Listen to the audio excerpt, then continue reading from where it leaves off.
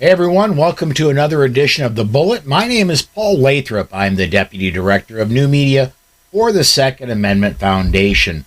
Joining me today is the attitude behind bearing arms. Tom Knighton is joining me today. Tom, thanks for dropping by today, man. I appreciate it. You know, I'm going to put the attitude behind bearing arms on my business cards. I like that. I like that.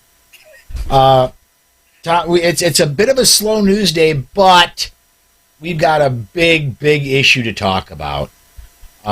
Late last week, Congress thought they were going to, and they did kind of pull a fast one. They had a big omnibus spending bill, and I remember hearing about it because there was a big push. It was going to, we're trying to avoid a government shutdown. We don't want the government to shut down. We're going to pass this spending bill just to get us through for a few months, and they've been doing that so often that it worked because it registered in my head, but I never got gun control out of it. Mm-hmm. And in this omnibus spending bill was some really ugly gun control that is tied in with the ATF. You wrote about it some on an article I seen on bearing arms. If I could, I'm going to have you summarize your article just a little bit while I finish getting social media hooked up here. Okay, I'm having trouble remembering exactly which article I talked about it on. I know one of the things they were trying to do, well, first let's back up. The way they snuck this gun control in was through the Violence Against Women's Act.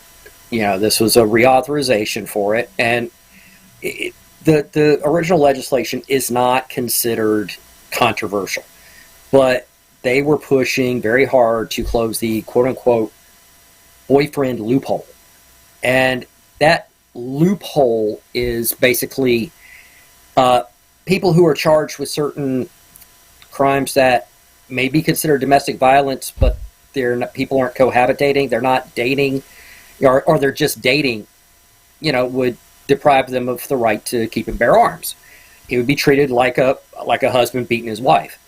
The problem is, part of the problem with that was it's very simple. You know, you and your girlfriend get in an argument, she starts storming away, you reach out and grab her arm, it's assault. You shouldn't do it, but most of us don't think of that as being a crime. And so, you know, there was a big fight about that. Well, eventually Democrats said, hey, okay, we'll pull it. And I wrote about that going, hey, great. The problem is there's a sneaky bit in there that I missed, and it seems a number of Republicans in the Senate may have missed. It basically gives the ATF the ability to deputize local police as federal law enforcement. Yep. And that's not good.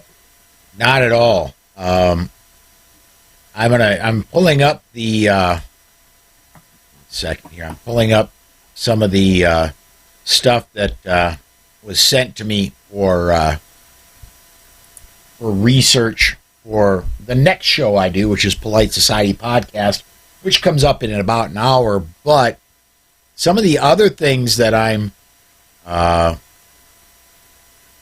seeing out of here is the NICS Denial Notification Act. In other words, we talked about this on the Bullet here a few weeks ago. Now all of a sudden, if you have an ATF denial, there is a federal investigation launched on you, period. And I know people that have had NICS denials just because their name is similar to someone who has been a bad actor, and doesn't the ATF Jose Jimenez? Oh, that person's at MS-13. We can't let them have a gun. Well, it doesn't matter if Jose Jimenez is that Jose Jimenez or is the Jose Jimenez that has lived here legally all his life and has never done anything wrong, not even gotten a parking ticket, just a similar name. Yeah.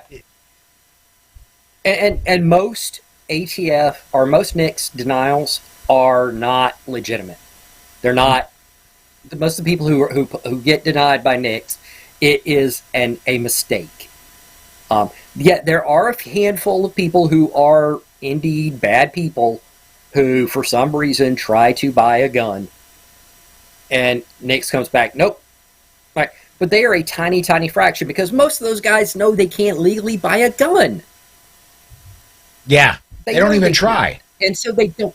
Right. Why would they try when they're more likely to commit a straw buy, which this will do nothing to address, or they'll buy on the black market, which this will do nothing to address, or they'll steal it from someone's car or home, which this will do nothing to address. All this is going to do is create a burden for the ATF. This is not good for the ATF because they are not a highly funded agency. They don't have the resources to carry out these investigations. Of course, I also believe that they're probably going to try to use this to justify a bigger budget. Yes. But right now, they don't have the resources to do this, at all. Well, there are and 5. You're going to be investigating a bunch of people or nothing. Yeah. There are 5 sections in here that are, and I'm pulling this off of Gun Owners of America's website. There are 5 sections they object to. Sections 101 and 102 grant funding programs to train police to execute red flag gun confiscation orders. Section 801, an expansion of the Lautenberg misdemeanor gun ban. In other words, the boyfriend loophole. And what I want to... speaking specifically to the guys out there. No, let's not just that. I'm going to speak to both guys and girls out there. Anybody that's, say, about Tom's age and my age, or maybe a little older, and may have had a misspent youth like I had. I've not always been an angel. I am 52 years old, and I had an adventurous time in my 20s. I had, when in my single life, in my early 20s, I had an adventurous dating life. And let's just say I've dated some girls back then. They're women now, obviously, but back I dated some girls back then that were a little off their rocker, a little not quite all there mentally. Now, look at today's society. You've got to be extremely careful of who you date from day one. You've got to be certain that if you go on a date with somebody, because one date and all of a sudden they can say, well, this person is nuts, and they threaten me, and there go your Second Amendment rights for the rest of your life. Absolutely. And that's really part of the problem is anybody can claim to be dating.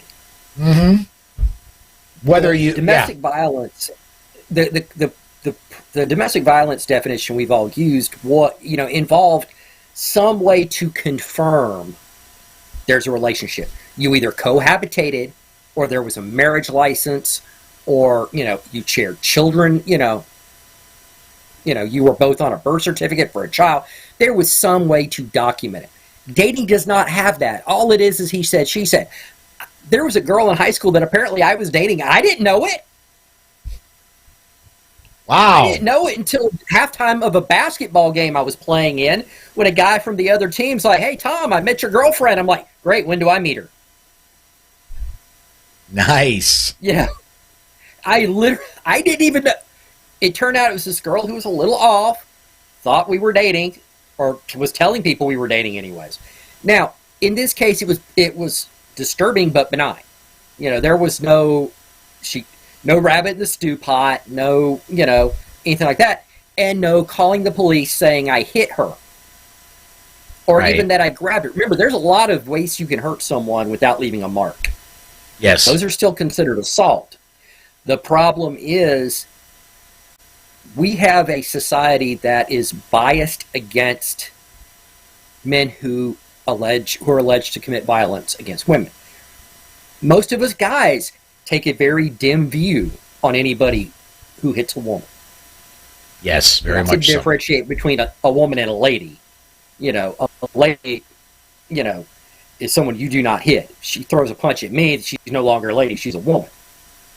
But we all, you and I both know, and most of the people watching know, that if a woman says a guy punched her in the stomach, they may take her to the emergency room, make sure there's no damage, but they'll take her word for it. Yep. Unless you were somewhere else with a bunch of other people who will say, how could he do that when he was sitting right there next to me? Yeah, and you've got to have that really good proof. Only out. Yeah.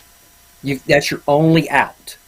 And just like that, you can lose your Second Amendment rights over something as stupid as that. It's bad enough with red flag laws where someone hitting you and then try to take your guns. We had a woman in Colorado who tried to do that.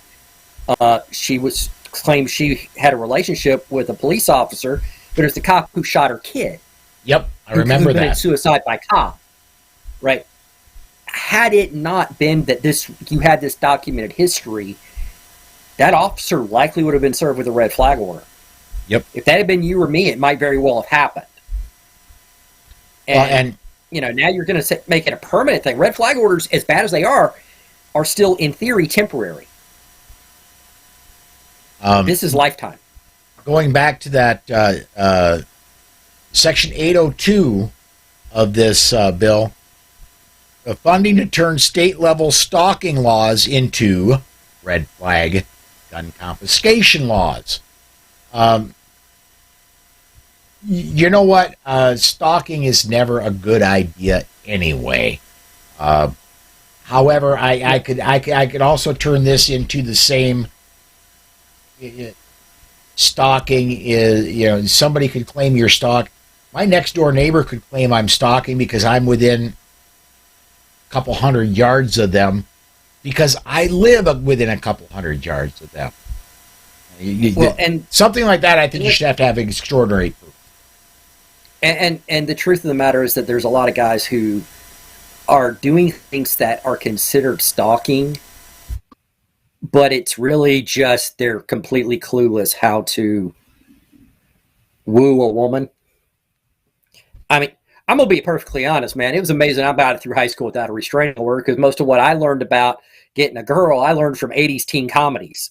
I mean, think about the way that stuff happened. It's a miracle I didn't get a restraining order in high school, and it was not, I never would have harmed any of those girls that I had interest in. None of them. Yeah, but I had such a skewed idea at that point of how any of this stuff worked, and someone with, like, say, autism, Asperger, somewhere on the spectrum, they have a harder time understanding where they fit and how to, they have to learn how to fake a lot of these interpersonal interactions.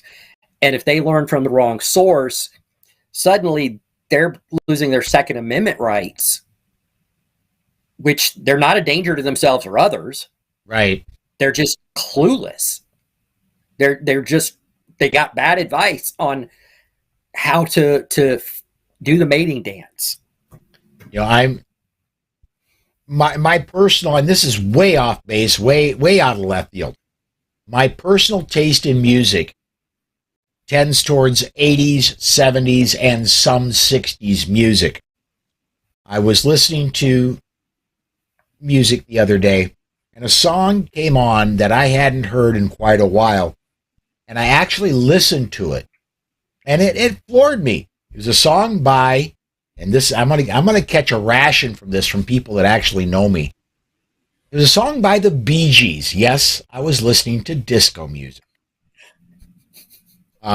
It's a song by the Bee Gees, the Nights on Broadway, and the hook of the song is something to the fact of, "I had to follow you, although you did not want me to."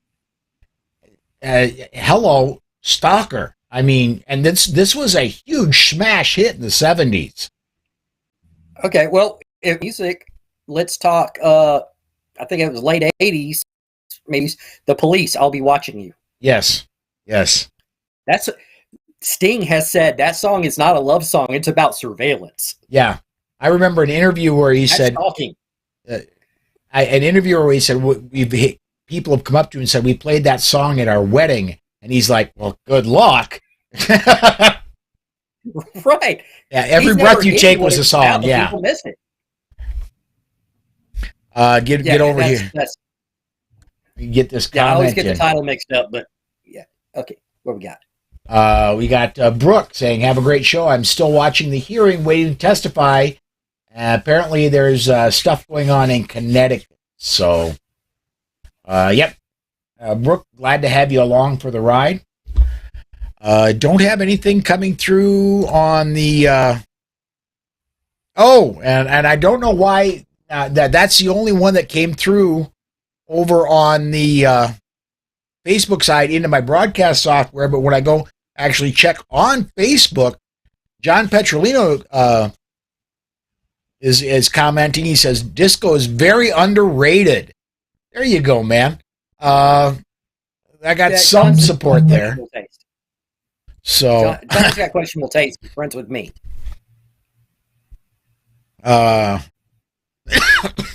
Excuse me. Now we're starting to get some YouTube comments in. George Geller says Putin dislikes the Second Amendment. So does Biden. Amen. Yeah. Let me come back to that. I'm not a fan of the Second Amendment either.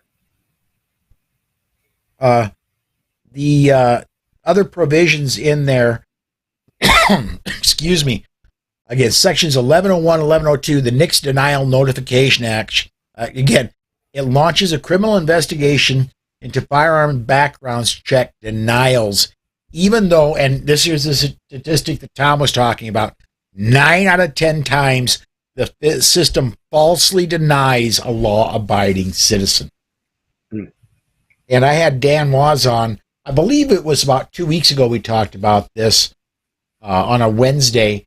Dan said that of the thousands of denials that came through in 2018, and I think there was 12,000 denials, there were 12 prosecutions, period, in the whole nation. So of all those denials, why it all buried? 1 in 1,000 denials were actually prosecuted.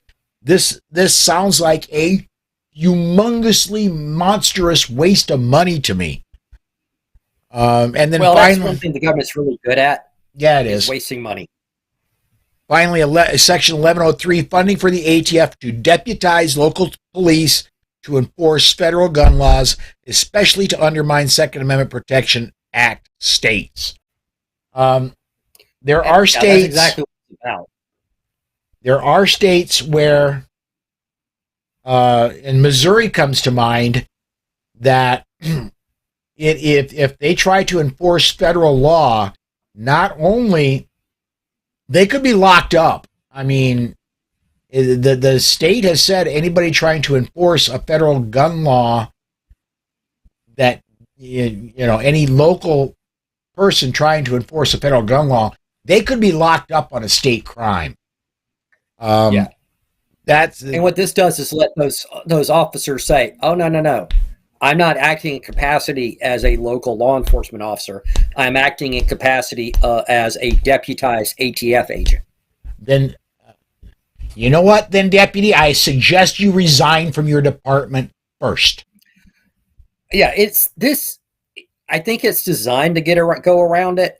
I don't know how well that will work in practice, because unless the ATF is paying the bills for that officer working, whoever pays the paychecks is the one who tells them what to do. Yeah.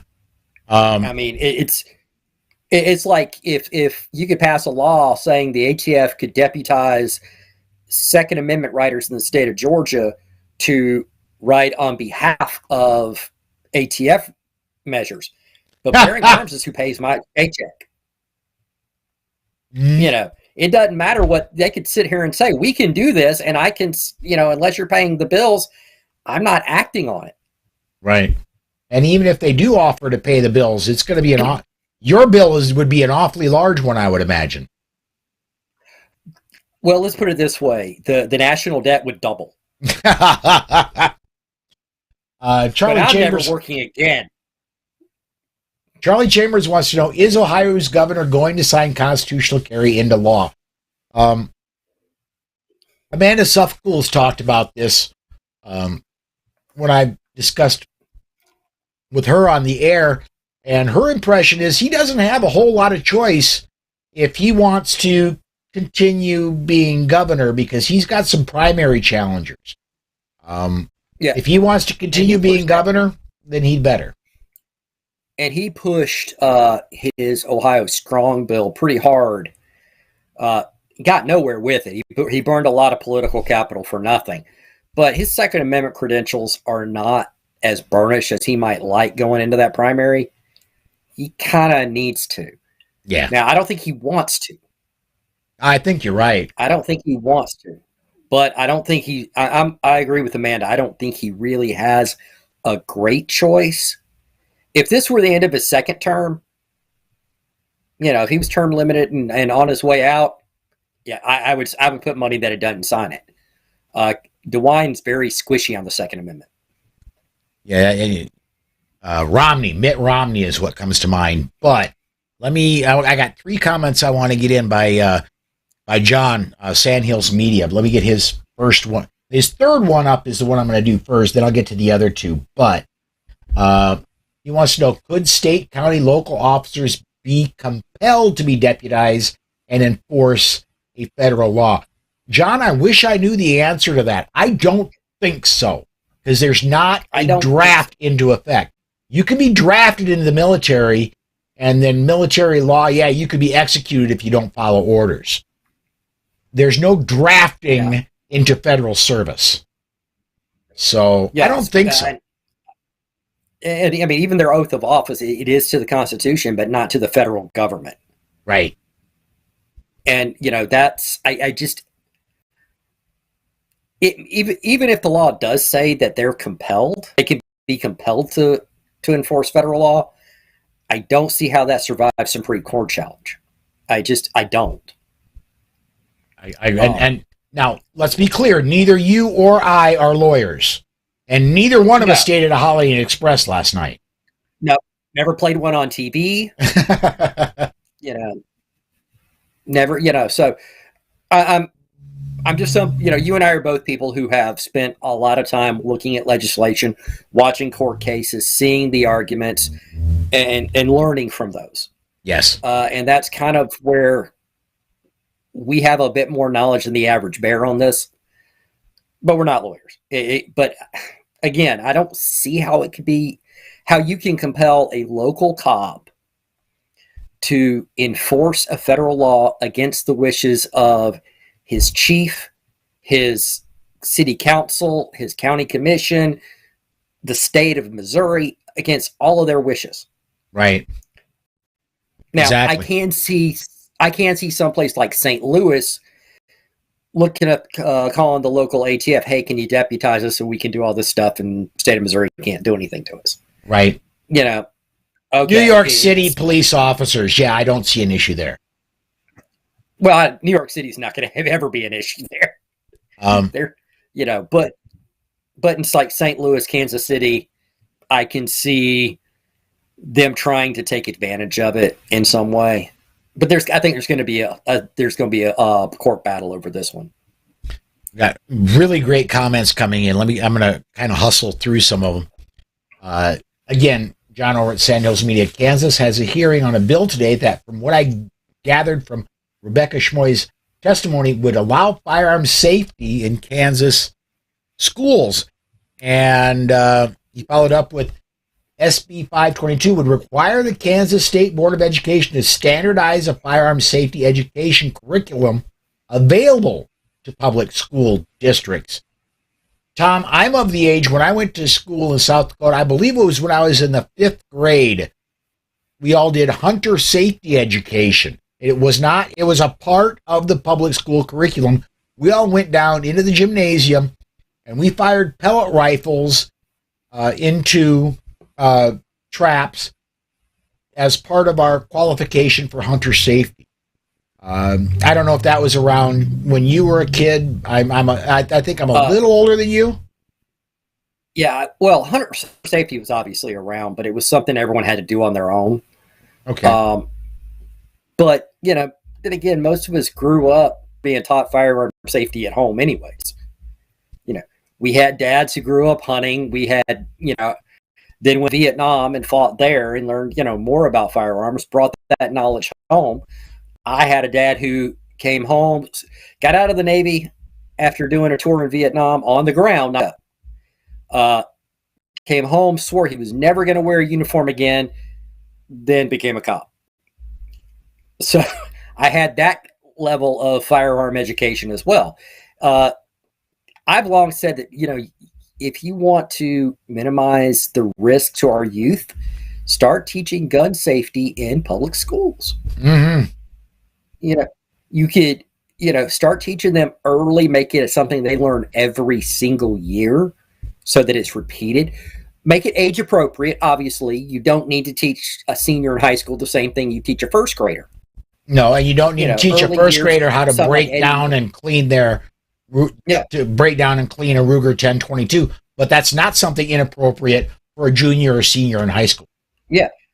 And I think you could make the case that this would fall under a national defense thing and get the DOD to help foot some of the bill, because that's just, if you've created a nation of marksmen, if everyone who graduates from high school has a basic level of marksmanship, that's something you don't have to spend a bunch of time dealing with in boot camp.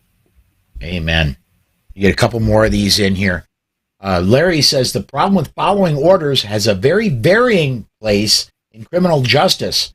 Well, especially if you go back to the 1940s in international criminal justice. 1940s to 1950s. I was just following orders. That didn't work out very well. When I was in the military, we got like mixed signals on that. On one hand, they're like, you do not have to obey an unlawful order.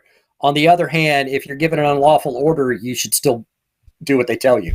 It was like, you were like, I'm an E2. What the hell do I know? Yeah, you expect me to be a lawyer here too? I'm 17, 18, 19 years old. Come on. I'm doing good to get my pants on. By the way, fairness, Navy dress blue pants are not simple. I watched a video today of an Army drill instructor.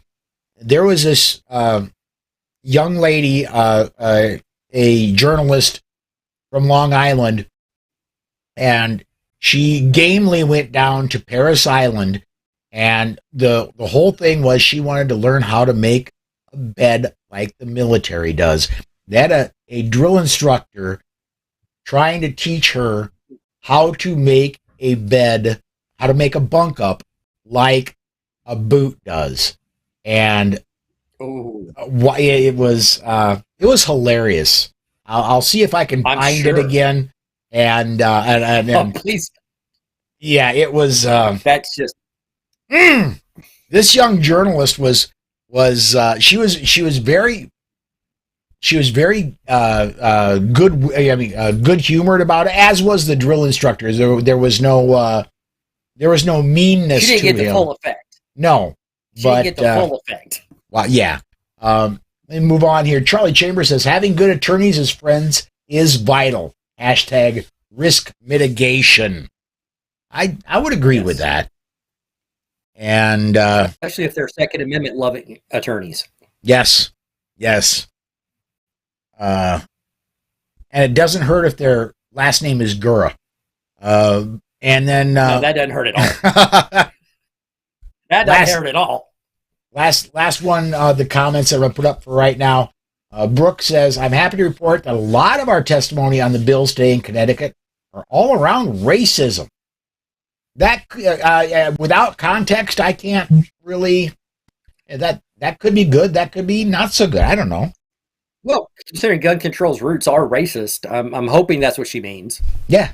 and they're hammering all that at level because that's completely legit and it should be hammered repeatedly.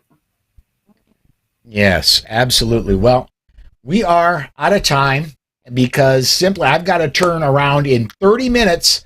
I've got to have Polite Society podcast up, and I've got a special interview coming, and I've got a guest host who's not usually with us. Let me just tease what's going on.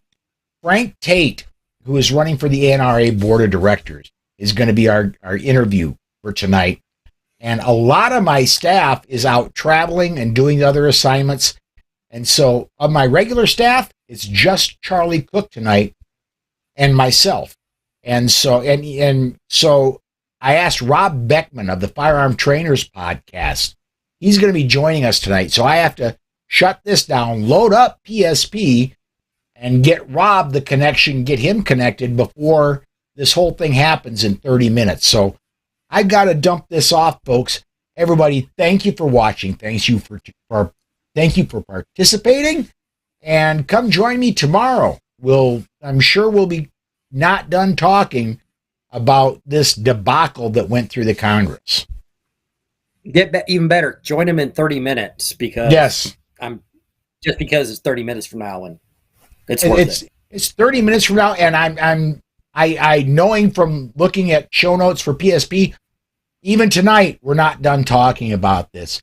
It's instead of at the Flight Society podcast page, go over to the SAF's page. It's over there.